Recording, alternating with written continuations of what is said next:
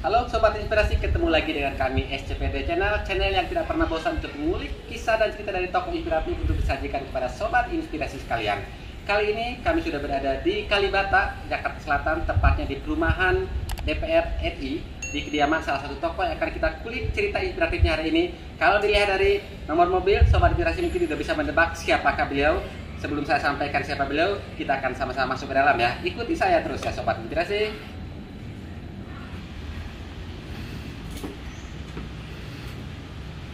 Luar biasa. Kita lihat Sobat Inspirasi.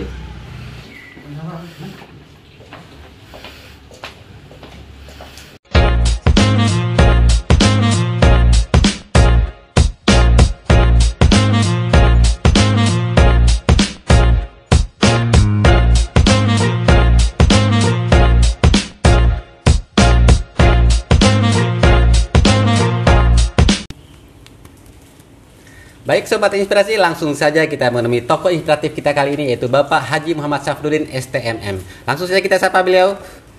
Selamat siang Bang Haji. Iya. Salam siang. Corona. Iya. Assalamualaikum warahmatullahi wabarakatuh. Waalaikumsalam warahmatullahi wabarakatuh. Sebaiknya saya panggil Bang Haji, Bang HMS atau Abang saja. HMS boleh, apa saja. Apa saja tergantung dari host ya. Berarti saya enaknya panggil Abang aja karena memang kita udah beberapa kali ketemu dan lumayan mengalir lah kalau kita saat ketemu ada pembahasan yang selalu kita bawa. Apa kabar sebenarnya Bang Haji? Baik, alhamdulillah. Ya. Corona gimana, aktivitas mengganggu? Ya, sebenarnya kalau corona ini kan adalah pandemi atau wabah yang melanda dunia ya. Iya. Hampir seluruh dunia ini tidak ada yang tidak menggunakan masker ya. Jadi kita melihat bahwa pandemi ini sangat luar biasa dan ini memaksa kita semua hampir seluruh dunia untuk tetap waspada, tetap berhati-hati sehingga kita tentu bisa terhindar dari pandemi tersebut. Betul. Informasi saja Sobat Inspirasi bahwa sebelum kami melakukan podcast kami sudah melakukan tes PCR dan hasilnya adalah non reaktif. Begitupun saya dengan Pak Haji HMS pun sama juga ya. 3 hari sekali. 3 hari sekali. PCR. Kalau saya kebetulan 2 hari yang lalu PCR dan hasilnya negatif juga. Oke. Baik, langsung saja deh. Saya minta Abang untuk sedikit mengenalkan diri dulu deh. Saya lahir di Bima ya, di kota Bima. Kalau dulu belum ada kota dan kabupaten, jadi hanya Bima. Nah, kemudian ada Kabupaten Bima dan ada Kota Bima. Tepatnya pada 6 Agustus tahun 1968. Jadi angkanya bagus, 6868. Jadi agak cantik ya. Agustus tahun 68. Saya anak ke-12 dari 12 bersaudara. Jadi kemudian saya lahir di pelabuhan di Kota Bima, SD SMP di Bima. Di SD 10, kemudian SMP Negeri 2 Kota Bima dulu ya sebutannya. Kemudian hijrah ke Mataram, yaitu di SMA Muhammadiyah Mataram. Kelas 1, kelas 2, kemudian kelas 3 hijrah lagi di SMA Utama 3 Bandar Lampung. Di Bandar Lampung, kemudian selesai dan alhamdulillah melanjutkan perkuliahan di Universitas Muhammadiyah Lampung, angkatan pertama di Fakultas Teknik Elektro, jurusan arus kuat. Arus kuat listrik berarti ya? Listrik. Alhamdulillah selesai juga dan memang banyak dinamika dalam perjalanan pendidikan tersebut. Kemudian S2 saya di Universitas Jayabaya. Ambil Magister Manajemen dan sekarang saya dalam proses sekolah di S3 di Universitas Brawijaya Malang. Mudah-mudahan berjalan dengan mulus ya.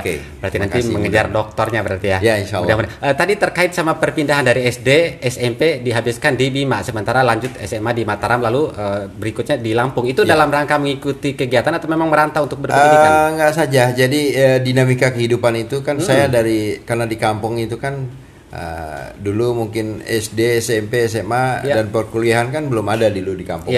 Jadi diawali kalau saya mau kuliah mungkin terlalu kaget ya kalau saya mau pindah, dan oleh karena saya awali dengan SMA dan SMA saya pindah, dan ketika itu kecil saya ingin jadi insinyur dan alhamdulillah tercapai menjadi insinyur atau sekarang sebutannya sarjana teknik atau ST dan itu yang terbelakangi saya. Jadi ada kebetulan ada kakak saya di Lombok dan ada kakak saya di Bandar Lampung, saya ikut saja.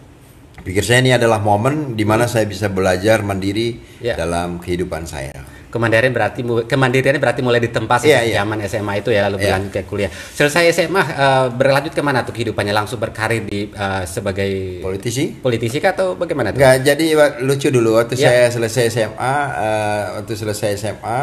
saya ingin kuliah di saya bilang sama almarhum bapak saya ingin kuliah di Institut Kesenian Jakarta IKJ, tapi tidak begitu mendapat respon dari almarhum ya. Jadi karena memang akan kemana dan akan jadi apa tuh sangat jelas ya. Tapi saya punya persepsi bahwa suatu saat saya harus bisa sekolah di situ.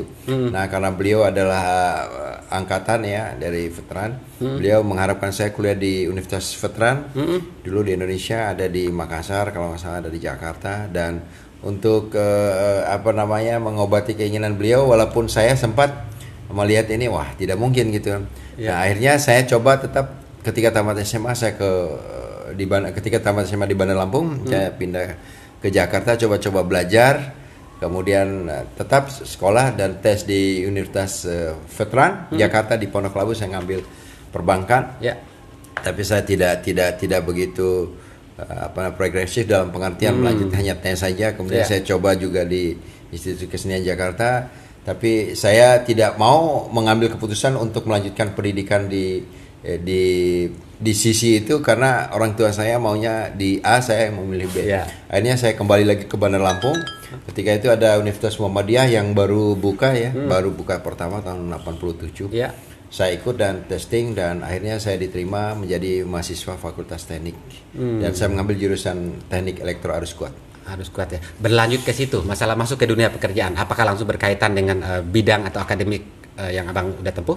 Ya, setelah itu kan kuliah saya lama, saya berorganisasi dari SD kelas 2 yaitu di Kepanduan atau di Kepramukaan sampai dengan sekarang.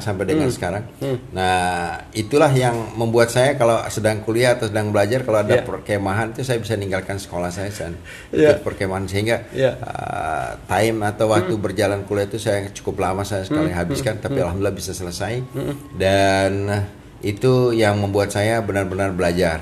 Dan ketika ketika selesai kuliah ataupun belum selesai, saya sudah hijrah ke Jakarta karena Barometer Indonesia ini ada di Jakarta.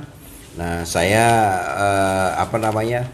melanjutkan keinginan saya tadi itu yang ingin kuliah di IKJ, dan saya ada kenalannya dulu di sinematografi. Saya coba ikut menonton ya kegiatan seperti ini ketika dia mengambil gambar, dan tiba-tibanya pada hari itu ada satu kekurangan pemain. Satu kekurangan pemain dan saya ditawarkan untuk main dan saya main gitu kan. Walaupun saya tidak melihat berapa bayarannya karena pertama kali saya dengan sendal jepit. Kemudian akhirnya saya ditawarkan dan bermain. Dan saya lupa judulnya. Kalau tidak salah dulu saya main sama Diki Chandra sama Mila Karmelia ya pertama kali. Saya lupa judulnya apa dan bagus sekali gitu. Dan akhirnya saya bilang dalam hati saya ini sudah setengah saya bisa merasakan itu walaupun saya tidak melihat salary atau penghasilan. Nah, kemudian alhamdulillah ketika sang sutradara itu berganti sinetron dalam suatu televisi swasta itu, saya selalu diajak untuk bermain, dan dari situ akhirnya saya dibayar mulai 75.000 dan bayarannya bisa diambil bulan depan. 75.000 bulan depan, kemudian akhirnya meningkat, ada tawaran sampai dengan saya dikontrak dalam beberapa sinematografi walaupun hanya figuran, tetapi bagi saya itu adalah suatu hal yang sangat luar biasa. Jadi dari 75.000 sampai dengan 2,5 juta dulu saya mendapatkan bayaran dan sangat memberikan suatu inspirasi buat kehidupan saya. Tapi ini benar-benar menjadi hal yang baru nih bagi kami ataupun sobat inspirasi yang udah mengenal sosok Bang Haji, tapi di sisi belakang ternyata memang pernah terlibat di dalam industri entertainment walaupun hanya beberapa saat saja ya, tapi dinikmati oleh beliau dan itu membantu dalam pembentukan mungkin karakter kali Bang ya. Akhirnya sekarang ini sampai benar-benar ada pada titik di mana Abang tuju atau cita-citakan dari sejak awal gitu ya. Atau pernah juga bekerja di semacam perusahaan seperti saya kan dulu masuk Jakarta. Masuk Jakarta kan saya harus hidup, saya harus memberikan motivasi terhadap diri saya sendiri. Saya bekerja. Saya dulu penyiar radio ya, penyiar radionya Ibu Laros ya dulu. Ibu Laros, Ibu Laros dulu radio namanya radio Latin Rose. Latin Rose ya. Saya itu sangat terkenal, lumayan terkenal ya. Seperti Sonora dan tapi radio setengah hiburan gitu. Saya tidak meminta bayar, tetapi yang paling penting saya belajar ya. Jadi kemudian saya bekerja dengan Kak Seto ya. Makanya itu kalau para pemirsa melihat atau mendengar dulu kan ada si Komo. Nah, saya tugasnya itu mencuci boneka tersebut. Supaya boneka itu tetap bagus tampilannya bagus. Dan di kantor Ekaseta tuh yang semua perempuan semua aja, hanya saya yang hanya 2 orang lah yang laki-laki sebagai messenger, dan saya bagian penanggung jawab dari boneka-boneka tersebut. Nah, dari situ saya macam-macam lah naik kehidupan di ibu kota kan, di asuransi dan yang lain-lain. Nah, ketika partai saya berdiri tahun 1998, saya ketika itu bergabung dengan Bapak Wimar Witular. Wimar Witular di Intermatrik ya. Kebetulan kantornya ada di Bendungan Hilir ya, Jalan Danau Limboto. Dan di Bendungan Hilir itu ada jalan tembus yang bisa tembus aksesnya itu sampai ke gedung DPR. Gedung DPR. Jadi dekat tol itu. Nah, saya sering sekali kalau pulang selalu lewat situ naik bis dan melihat, dan suatu saat saya bilang dalam hati saya bahwa suatu saat saya akan ngantor dan bekerja di situ. Dan itu kejadiannya puluhan tahun yang lalu kan di gedung DPR itu. Dan akhirnya ketika partai berdiri, dan partai saya itu Partai Amanat Nasional dulu kantor pertama di sekitar Bendungan Hilir itu. Dan saya bergabung tahun 98 tersebut. Mulai dari calon anggota departemen, kemudian ketua departemen, kemudian wakil sekretaris jenderal, dan terakhir adalah salah satu ketua di Partai Amanat Nasional. Ini perjalanan karir yang sangat luar biasa bagi saya, buat orang kampung. Kemudian sebelumnya jauh-jauh hari ketika masih di Jakarta, saya ketika kejadian reformasi, saya dulu ketika kerja dengan Pak Wimar itu selalu membawa kamera atau karena beliau kan kerja di di kontraktor, kemudian advertising juga ya. Jadi saya belajar dulu, ada acara kami adalah Perspektif Republika, saya ngikutin itu, selalu mengorganisir setiap acara itu. Sebelum mulai saya selalu berada di depan supaya memberikan kepuasan bagi penonton atau yang lain-lain. Nah, saya terinspirasi itu selalu bawa kamera atau handycam, sehingga ketika kejadian reformasi saya memiliki beberapa gambar yang original jadinya. Makanya sekarang ketika di partai saya kalau ada pemutaran atau sejarah, saya selalu dilibatkan sebagai pembuat film atau choreographer, karena saya mempunyai atau memiliki dokumen yang original, dokumen original, dan hasilnya saya ngerti ceritanya. Baik Sobat Inspirasi, atas kesuksesan yang diraih oleh Bang Haji Muhammad Safruddin, tentunya ada orang di belakang ini ya Bang ya. Tadi udah diceritakan silsilah keluarga dan berapa bersaudara dari beliau, tapi yang perlu kita kulik sekarang adalah mungkin pendamping hidup dan juga anak-anak sebagai buah hatinya Bang ya. Bisa dijelaskan sedikit Bang Haji? Saya punya anak 2, yang paling besar Brahma Safruddin Putra laki, yang kedua juga Moreno Alkaisar Safruddin Putra laki-laki juga. Terus dari ibunya Raden Ai Rahmayani. Baik Sobat Inspirasi, kita coba kulik lagi lebih jauh mengenai pendidikan Haji Muhammad Safruddin, bagaimana beliau menempuh pendidikannya sehingga membentuk karakter pribadinya yang seperti saat ini kita lihat, dan akhirnya seperti inilah sosok beliau. Saya itu dari SD kelas 1 sampai dengan SD kelas 6 itu orang tua saya memang memberikan didikan yang sangat luar biasa. Saya dari SD kelas 1 sampai kelas 6 tuh ranking pertama terus. Luar biasa. Tapi pernah sekali ketika bukan naik-naikan, pertengahan kuliah catur bulan kalau nggak salah, saya tidak dapat ranking pertama. Terus ranking kedua, wah itu saya dihukum sama almarhum. Sama bapak ya. Karena menurut beliau, kenapa nggak bisa, saya yakinkan bahwa ini bukan naik-naikan, naik-naikannya nanti gitu. Wah tetap aja, akhirnya pada naik-naikan saya tetap mendapat ranking pertama. Dan ternyata anak saya sangat luar biasa, membanggakan membanggakan. Dan para pemirsa sekalian, kalau dulu itu dapat ranking pertama dengan anak-anak sekarang itu jauh sekali. Anak-anak sekarang bisa minta apa saja, tapi saya dulu dapat ranking pertama ya biasa, hanya satu kertas penghargaan yang di script yang di print, piagam lah ya, piagam. Tapi itu luar biasa penghargaan atas prestasi atau apa yang dari raya Bang ya, gitu di sekolah itu. Betul. Nah, ada yang menarik ketika saya kuliah juga, saya kan harus sekolah, harus tetap kuliah dulu. Saya dulu hidup dengan masyarakat biasa dalam pengertian kalau lebaran, kalau Ramadan atau menjelang lebaran, saya melukis. Melukis kartu lebaran di Bandar Lampung, menjual kepada masyarakat. Kemudian apa saja kerjaan seni, misalnya melukis atau apa, saya bisa melukis wajah orang dulu kan. Saya jual dengan konte istilahnya. Konte itu yang koran digulung, terus dibuat seperti pensil, itu bisa dijadikan alat untuk melukis. Dan ada yang menarik waktu itu ketika saya naik ke atas bis mengamen, saya mengamen dengan teman saya, saya berhenti mengamen karena di dalam bis itu ada dosen saya, ibu dosen, dan ibu dosen itu menceritakan di depan kelas bahwa tadi saya menemukan mahasiswa saya di atas bis. Wah, saya agak agak miris juga mendengar seperti itu. Saya berhenti di atas bis, tapi kan saya harus hidup, Betul. Akhirnya saya tetap ngamen di sekitar komplek kampus itu karena banyak orang-orang kos gitu. Kemudian saya ikut teman saya yang jual soto, jadi saya tugasnya hanya mencuci piring, kemudian supaya piringnya bersih. Nah, yang penting saya dapat tinggal sama mereka karena ini saya merantau di kampungnya orang, di tanahnya orang. Saya harus hidup, harus sekolah, dan yang paling penting sekolahnya selesai dan membanggakan orang tua. Dan di tengah perjalanan sekolah saya, kuliah saya itu, almarhum meninggalkan saya, bapak saya meninggal. Kemudian saya tidak pulang karena kondisi ekonomi saya, dan akhirnya saya hanya dengar berita dan saya pikir semua Tuhan sudah mengatur dan biasa, sudah belajar sangat luar biasa, baik bapak maupun ibu tahun 93 sampai dengan 99 kalau nggak salah gitu kan. Jadi beliau berdua meninggalkan, saya kondisinya sedang masih sekolah, masih kuliah. Oke, berarti struggle-nya harus lebih kuat lagi berarti. Itu yang membuat kita tetap harus harus memberikan semangat. Alhamdulillah. Nah, berpolitik saya selalu didampingi oleh keluarga saya, anak-anak saya, istri saya.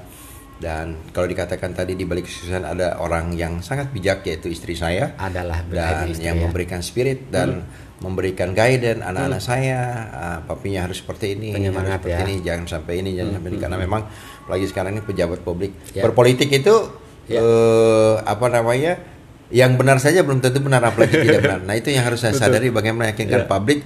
Oleh karenanya saya coba tahun 1999 itu untuk ikut pemilu sebagai calon anggota legislatif di DKI Jakarta, daerah pemilihan Jakarta Utara. Saya belum terpilih.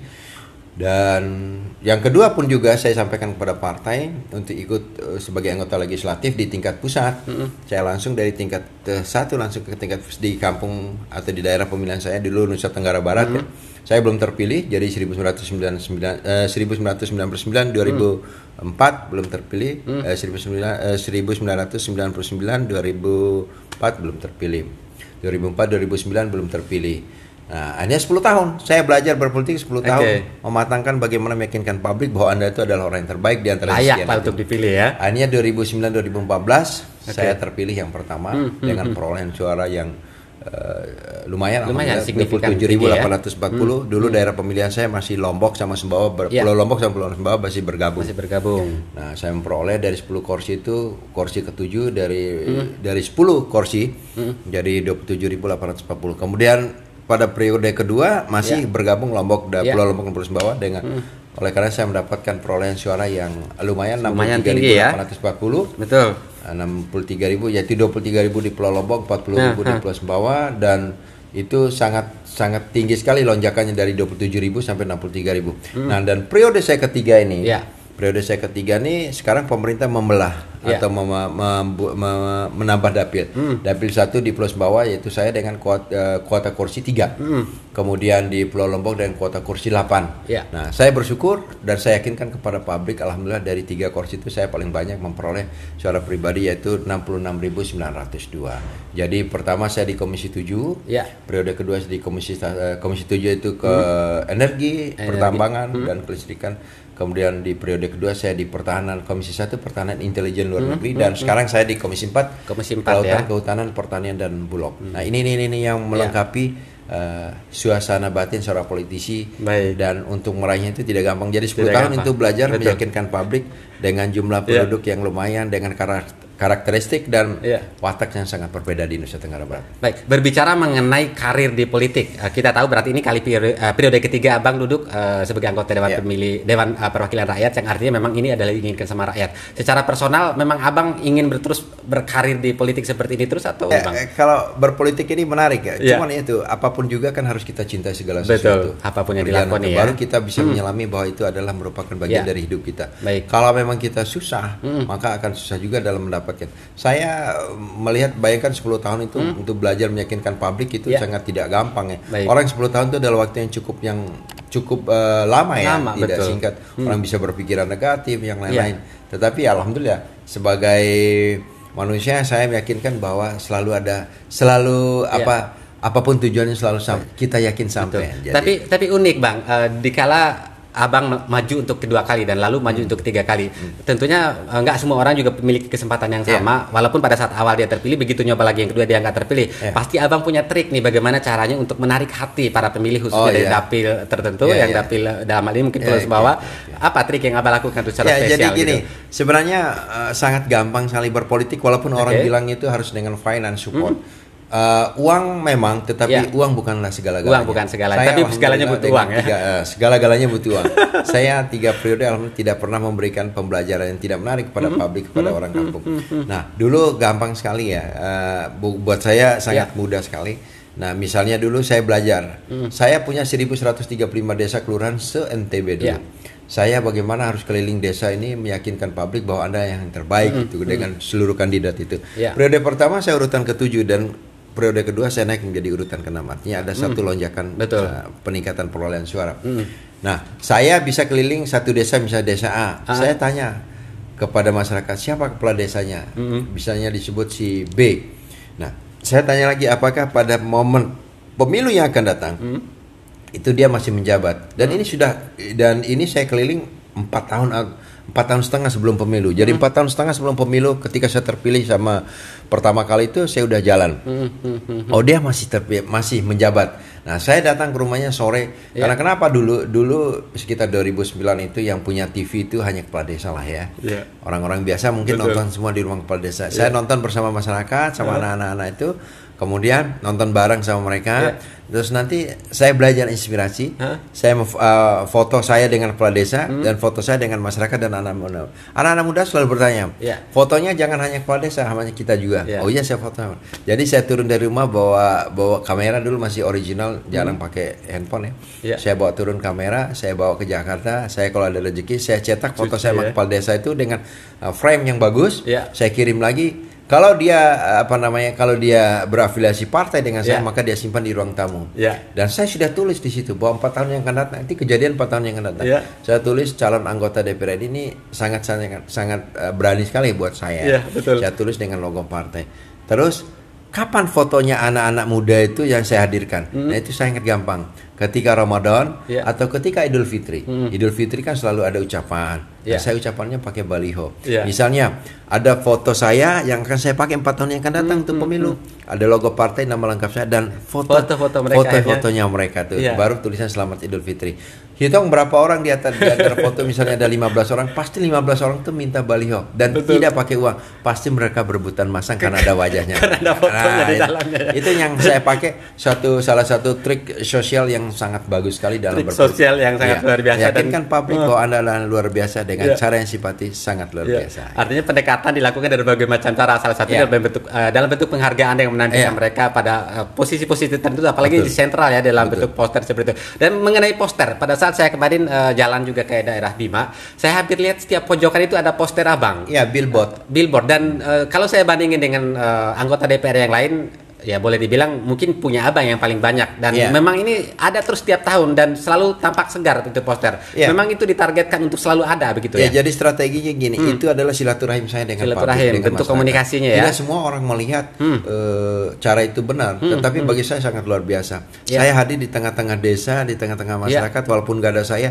dan itu tidak hanya mau pemilu, tidak hanya mau Idul Fitri, itu setiap hari dan tidak boleh rusak. Tidak boleh rusak, tidak boleh kusam, tidak boleh sobek dan tidak boleh jatuh. Kalau jatuh atau kusam cepat, orang-orang saya mengatakan bahwa ini segera diganti. Dan dalam tempo 2 kali 24 jam itu harus berdiri kokoh lagi supaya orang lain tidak melihat. Sekarang di daerah pemilihan saya 513 desa kelurahan, hampir 300 buah. Jadi hampir setiap desa memiliki wajah saya. Yaitulah silaturahim saya dengan masyarakat yang terus berjalan dengan masyarakat sampai dengan hari ini. Jadi saya selalu hadir meyakinkan publik bahwa selalu ada walaupun dalam kondisi apapun. Tapi betul Sobat Inspirasi, dalam ilmu marketing bahwa ada yang namanya brand position, yang dimana kita menempatkan satu brand tertentu di benak masyarakat dengan cara menampilkan secara berulang-ulang tanpa bosan, dan akhirnya tanpa disadari bahwa sosok ataupun brand yang ditunjukkan itu hadir dan ada di dalam benak masyarakat, dan ini tepat dilakukan oleh Haji Muhammad Syafruddin. Luar biasa. Baik Sobat Inspirasi, Bang Haji Muhammad Safruddin saat ini ada di Komisi 4 yang membidangi yaitu pertanian, lingkungan hidup dan kehutanan serta kelautan ya. Kelautan. Baik, ini terkait sama daerah pemilihan beliau yaitu di Pulau Sumbawa. Saya ingin mengulik dulu nih apa yang mungkin sudah Abang torehkan terhadap daerah pemilihan Sumbawa gitu terkait dengan Komisi 4 yang Abang jabatin saat ini. Ya. Kalau ditanya walaupun baru 1 tahun ini sangat banyak sekali ya. Baik. Di kelautan, kehutanan dan pertanian serta bulog. Baik. Sekarang di Pulau Sumbawa pemerintah pusat melalui Bulog sedang membangun pengering gabah paling besar ya di Asia, mungkin ada di Kabupaten Dompu, di Manggelewa. Kemudian pengering padi yang paling besar itu ada di Kabupaten Sumbawa. Jadi 2 infrastruktur ini yang sedang dibangun oleh pemerintah pusat. Kemudian kita tahu ada rencana pemerintah pusat di pertanian adalah food estate, ada di Kalimantan Tengah dan ada di Sumatera Utara. Tetapi saya minta kepada pemerintah pusat bahwa daerah-daerah atau provinsi-provinsi agraris yang memiliki potensi pertanian besar seperti Nusa Tenggara Barat ada food estate mini. Dan akhirnya dari 34 provinsi itu saya minta ada 5 yang disetujui, yaitu termasuk Nusa Tenggara Barat. Dan sekarang pemerintah sedang membuat food estate mini yang ada di Pulau Sumbawa, yaitu di Kecamatan Labangka di Kabupaten Sumbawa. Nah, nanti akan integrated itu dapat ada pertanian, kemudian ada peternakan, ada pabriknya dan yang pabrik pakannya. Memang ini masih jauh ya, tetapi ini adalah obsesi yang harus menjadi kenyataan. Betul. Dan ini memang sangat luar biasa di bidang perikanan. Di bidang perikanan, pemerintah pusat selalu memberikan perhatian juga kepada nelayan-nelayan kita. Walaupun Indonesia ini sangat luas sekali lautnya, kemudian daratannya, tetapi kami di Komisi 4 tetap minta perhatian pemerintah pusat melalui aspirasi. Misalnya untuk tambak, saya beberapa waktu yang lalu memberikan bantuan udang Panama yang cukup banyak, ada perikanan, kemudian alat tangkap walau memang terbatas.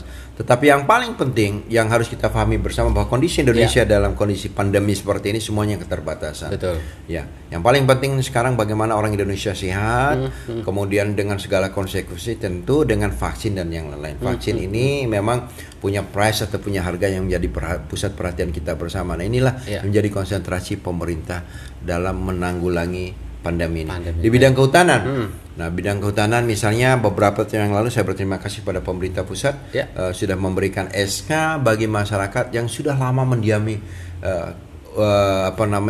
di sekitar lahan-lahan di sekitar hutan. Nah, ada namanya Tora.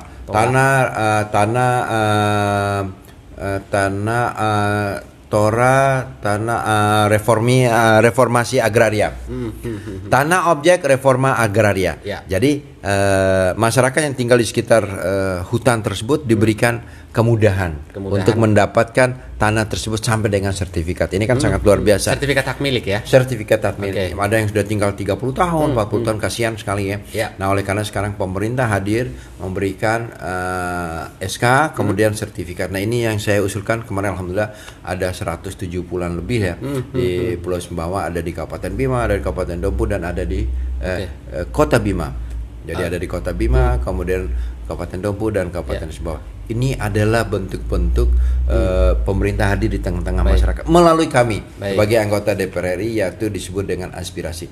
Banyak ya. Kemudian saya ingin para petani-petani di kampung saya di Nusa Tenggara Barat, khususnya di Pulau Sumbawa, modern dalam pengertian kalau dulu kita memanen padi dengan menggunakan alat panen yang sangat sederhana. Sekarang ini udah canggih, udah canggih dalam pengertian ada mesin, ada alat yang bisa kita naiki, yang bisa kita kontrol, bisa kita perintah. Begitu dipotong langsung masuk di di karung kecil dan tinggal dibawa ke pengeringan di gudang atau yang lain. Ini kan salah satu yang sangat luar biasa, dan ini saya hadirkan di kampung halaman saya, di daerah pemilihan saya, sehingga masyarakatnya mendapatkan keuntungan dari itu semua. Kalau terkait Tora tadi Bang, artinya ini lahan garapan yang memang udah mereka olah selama puluhan tahun itu menjadi syarat utama sehingga akhirnya dilegalkan menjadi hak milik.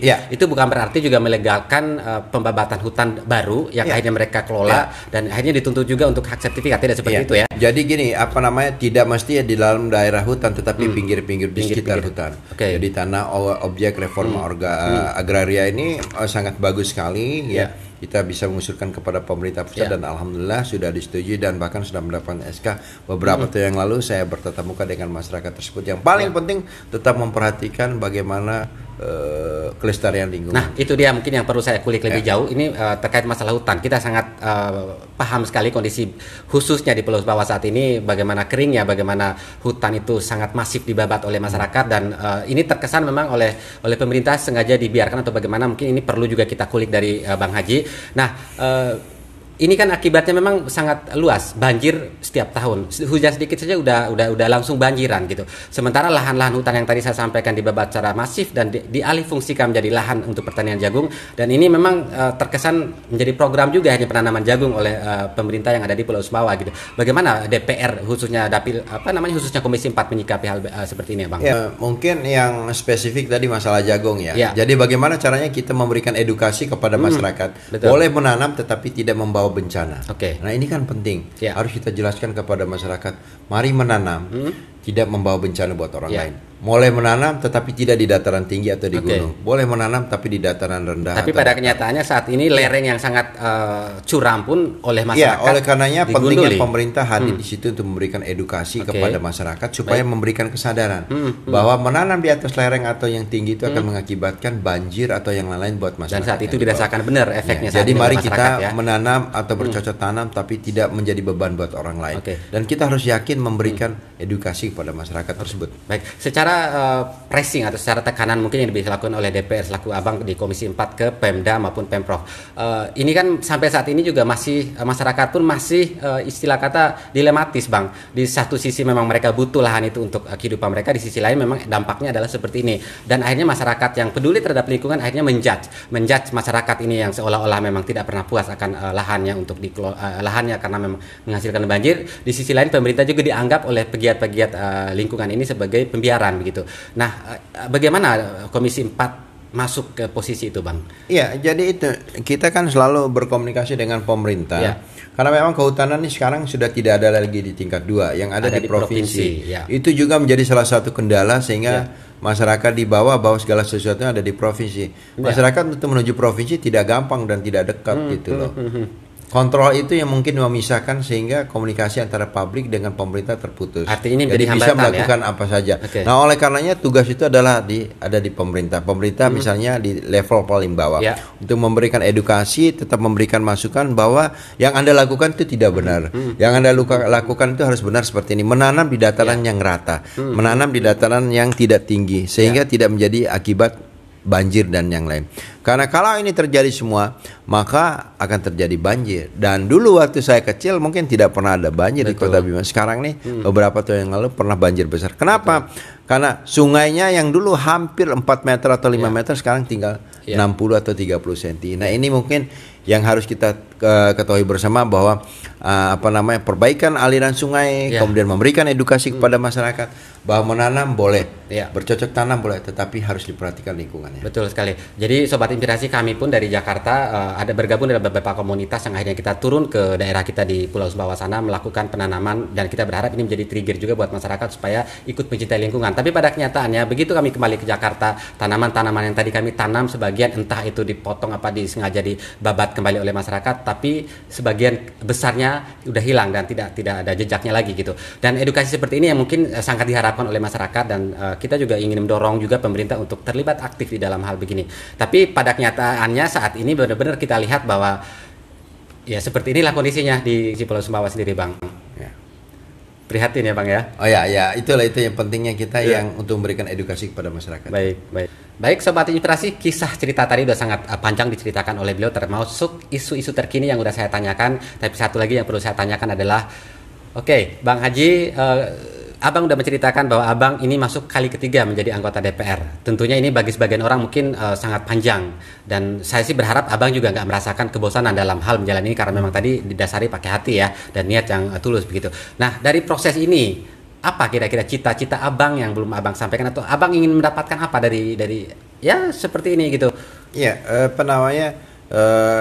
kalau berpolitik itu kan seni ya. Seni, Pertama tadi prosesnya saya sampaikan tidak gampang untuk mendapatkan dan meyakinkan publik bahwa Anda yang salah satu yang terbaik itu tidak gampang. Betul. Tidak sembarang, tidak gampang dan tidak mudah. Nah, oleh karenanya pun sudah 3 periode ini saya melihat masih banyak kekurangan. Yang harus saya sampaikan kepada publik melalui aspirasi dan yang lain-lain. Dan kemudian apa namanya?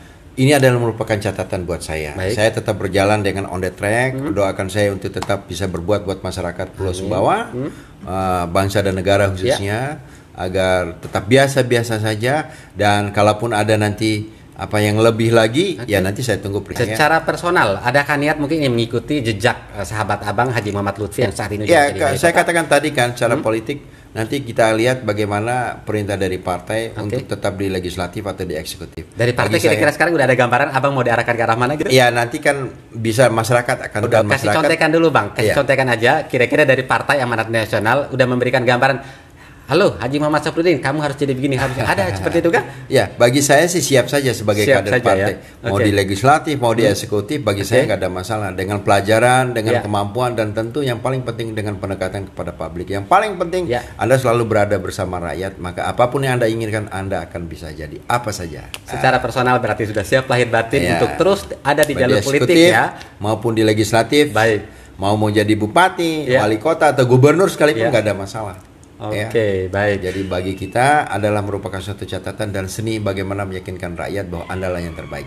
Baik, Sobat Inspirasi, satu lagi terakhir sebelum kita tutup atau sebelum saya closing, kami Bang biasanya memberikan tantangan nih kepada seluruh narasumber kami yang khususnya berasal dari Pulau Sumbawa, dalam hal ini adalah Bima. Tantangannya itu berupa boleh dalam hal lagu, boleh dalam hal kepatu atau apapun itu bentuknya. Yang penting ini menunjukkan abang berasal dari daerah tercinta yaitu Bima, Nusa Tenggara Barat. Ya, nyanyi aja. Nyanyi boleh. Orang kampung ya. Boleh. Tapi dalam bahasa Bima ya bang. Ya dalam bahasa Bima. Oke. Nah, apa lagunya? Apa kira-kira? Dambe ya. Oke, dambe kita saksikan. Oke, saya coba menyanyi, mudah-mudahan bisa menghibur masyarakat kampung saya. Ya, ada lagu Bima, kemudian ada lagu Sumbawa, saya paham ya. Nah, coba saya nyanyi lagu dambe. Dambe, mai talao mena, talao kutio, rade abutua, kilisai, kusarom pimpida, dimba kokai, inama dumpedu, lampa mena, mai talao mena, dewa mena, pasapu monca, lampa mena, mai talao mena, dewa mena, pasapu monca. Ada cerita di balik lagu ini bang? Enggak, ini kan sebagai orang kampung saja bahwa ini lagu sangat bagus sekali dan menginspirasi kita di perantauan. Wih, luar biasa lagu Bima dinyanyikan dengan sangat fasih oleh Haji Muhammad Safruddin. Tapi berhubung Haji Muhammad Safruddin bukan milik orang Bima saja, saya menuntut kepada beliau untuk menyanyikan lagu daerah lain yang ada di Pulau Sumbawa. Oh ya. Bang Haji mau lagu apa dari Pulau Sumbawa nih kira-kira? Lagu Sumbawa. Andi Sayang. Andi Sayang. Apa artinya apa Andi Sayang tuh? Saya ini sedang mempelajari mempelajari sedikit-sedikit bahasa Sumbawa. Dan saya takut salah mengartinya, tapi enak sekali untuk didengar. Enak sekali untuk didengar ya. Oke Sobat Inspirasi, kita sama-sama dengarkan Haji Muhammad Safruddin menyanyikan lagu Sumbawa ya. Oke, silakan Bang Haji. Buaku datanglah kota, nonda kalengku bawa, selamat gama parana, pituten ku umung ate, ku suruh bilula kolen, noroa samantasia, segi 4 karang sia, liuk leng anggur saranga, nanpan tokal nyaman ate, mamole andi